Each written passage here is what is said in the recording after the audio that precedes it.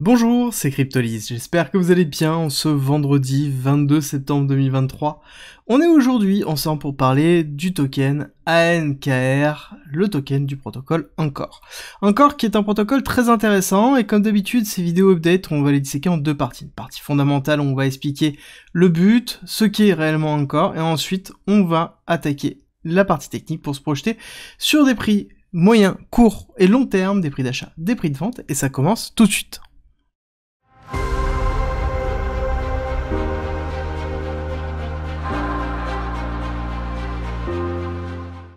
Qu'est-ce que Encore? Alors là, c'est une question qui est complexe, dans un minimum de temps. On va essayer de faire au mieux. Alors, si je devais résumer Encore, c'est le plus classique. Je dirais que c'est une infrastructure Web3. En même temps, vous allez me dire, oui, c'est bien, mais t'as lu ce qui est écrit là. Tout à fait d'accord, mais on va rentrer un peu plus dans le sujet. Concrètement, c'est quoi? C'est tout ce qui tourne autour de l'infrastructure dans le Web3. Et là, vous allez voir, ça commence à être beaucoup plus complexe. Que ce soit les serveurs pour pouvoir exécuter du code, que ce soit donc ce qu'on appelle le cloud computing, que ce soit les serveurs de nœuds qui permettent de valider les transactions d'une blockchain, que ce soit à côté directement l'interfaçage avec les blockchains, donc c'est-à-dire le fait de pouvoir accéder à du code ou à des données qui sont sur les différentes blockchains, ce qu'on appelle le RPC, donc qui permet, en fait, c'est une forme d'API qui permet de s'interconnecter avec les différentes blockchains facilement. Globalement, c'est tout ce que vous avez besoin pour pouvoir construire des applications décentralisées sans vous soucier de où, comment et quoi, d'accord? C'est vraiment le principe même de Encore, ça fonctionne comme ça, c'est vraiment la notion de multi-chain, et ils se définissent aussi, c'est la construction du futur de la multi-chain. C'est-à-dire que c'est, en passant par Encore, on passe absolument par toutes les autres, et on voit que ils supportent jusqu'à 40 blockchains à l'heure actuelle, ça continue, voilà, toutes les nouvelles blockchains sont intégrées petit à petit avec derrière leur infrastructure. Alors il y a plusieurs possibilités pour Encore. On a soit la possibilité de pouvoir déployer des nœuds de validation sur les différentes blockchains, on a la possibilité de pouvoir, si jamais on a de la puissance de calcul ou un serveur non utilisé, de le mettre à disposition du protocole pour qu'il soit utilisé soit en node stacking, soit pourquoi pas en cloud computing si on a besoin d'exécuter des informations, si on a besoin de stocker pourquoi pas une application décentralisée, pour vous donner juste un exemple, et c'est vraiment le principe même d'Encore. Mais ça va beaucoup plus loin, et c'est là où c'est important, c'est que Encore se définit aussi comme la capacité de pouvoir construire des blockchains et des applications directement intégrées aux autres. C'est vraiment cette notion de Encore App Chain, dans lequel on peut construire une blockchain applicative directement sur Encore. On pouvait construire donc des applications décentralisées qui utilisaient 2-3 protocoles, c'était une chose. Maintenant, on peut construire des blockchains qui sont donc une surcouche. Et donc, on voit qu'Encore est vraiment un protocole qui rentre dans la réflexion générale d'unification de l'ensemble des blockchains, qui est la problématique de l'interopérabilité qu'on explique déjà depuis un certain temps. Mais là, c'est une solution qui fonctionne plutôt bien, parce qu'ils ont une capacité de production qui est juste impressionnante, étant donné qu'ils intègrent régulièrement, quasiment toutes les 3 semaines, tous les mois, en fait, une nouvelle blockchain à l'évolution. Donc c'est vraiment un protocole qui cravache énormément, mais il propose pas que ça, il propose aussi, par exemple, Liquid Staking, dans lequel on va mettre à disposition des tokens pour pouvoir protéger une blockchain. Par exemple, ici, Ethereum, le plus connu serait Lido, donc le fait de pouvoir stacker avec Lido, c'est-à-dire qu'on dépose par exemple 0,1 Ether directement sur Lido, on récupère des STETH, qui est le pendant en fait de l'Ethereum, qui est stacké, donc qui est bloqué pour valider justement la blockchain Ethereum. Et ils proposent en fait cette chose-là, ils proposent le fait de pouvoir faire de liquid staking, et même pour aller plus loin, ils sont en train de préparer le multi-liquid staking, ce qu'on appelle le restaking, qui est la possibilité d'avoir un token pour valider une multiple blockchain. C'est-à-dire que, par exemple, ici dans cette idée d'avoir une appchain, qui va valider l'AppChain? À ce moment-là, c'est validateur d'Encore. Ok, mais peut-être à terme, la validation d'Encore ne sera pas suffisante, et à ce moment, on utilisera ici le stacking d'autres protocoles pour pouvoir valider les transactions. C'est la notion de restaking, ils sont en train de se diriger clairement sur ça, on le voit. Alors il n'y a pas que, il y a Stader qui est en train de travailler dessus, enfin il y a plein de choses, mais l'idée et le concept en lui-même rentrent vraiment dans l'évolution d'avoir un monde tourné autour de l'interopérabilité et d'avoir des appchains qui gravitent autour d'Encore.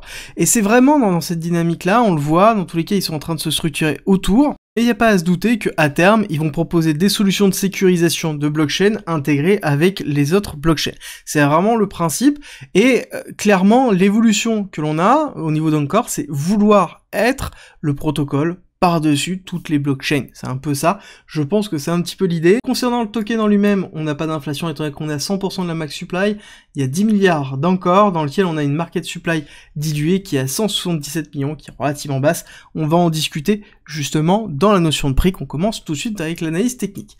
Analyse technique ou encore, c'est un projet qui existe déjà depuis relativement longtemps. Historiquement, on était dans une démarche de marketplace purement autour du cloud computing, chose qui a évolué et qui s'est grandement diversifiée comme on a pu le voir. Donc on a eu une phase ici d'accumulation avec un retest accélération haussière qui nous a donné une très belle distribution en BC AR ST avec un ST très fort et ensuite une cassure pour le Sign of Weakness qui a été effectué ici. Et ce qui est intéressant de voir, c'est que au niveau du ST, on a eu un ST qui a été vraiment puissant et qui a été jusque fin novembre, juste avant la cassure baissière très très forte que l'on a connue justement sur la fin du bull run 2021.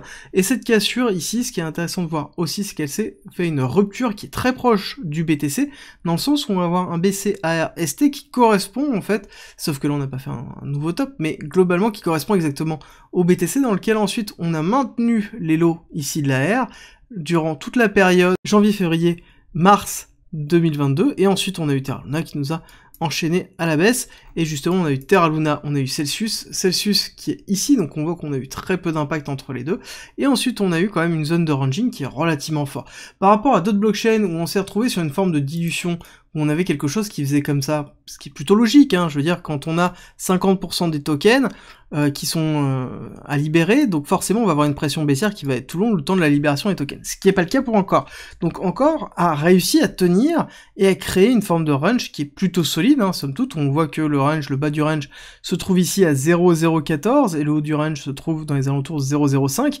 On voit qu'on a une zone du coup d'accumulation Wyckoff qui est relativement propre, dans lequel on a ici le Psy, on a le SC, et ici on a un ST. D'accord, donc c'est plutôt logique avec un gros AR qu'on retrouve ici. On pourrait même dire ici SC, STB, et donc potentiellement un spring que l'on pourra attendre, mais j'ai tendance à vous dire que moi, là c'est plus ici le SC. D'accord, parce que là on voit bien qu'on a eu ici un maintien du prix sur le Psy avec une grosse accélération haussière qui est plutôt logique, et ensuite on a un retest du Psy avec la R, on voit qu'on a quelque chose qui est relativement propre au niveau de l'accumulation de Wyckoff.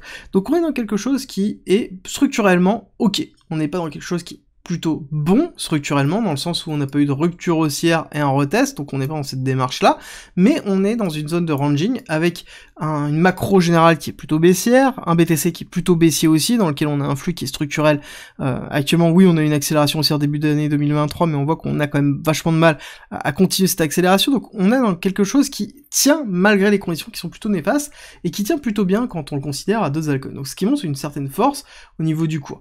Par contre, ici, on voit qu'on est en train de retester un niveau support, j'ai tendance à vous dire que là on va aller retester les 0,022 pour ensuite faire une cassure baissière. Moi ce que j'attends c'est une rupture de ce lot là pour aller retester un petit peu plus bas, aller retester ici les 0,012, voire ici les 0,085 qui sont pour moi des targets intéressantes.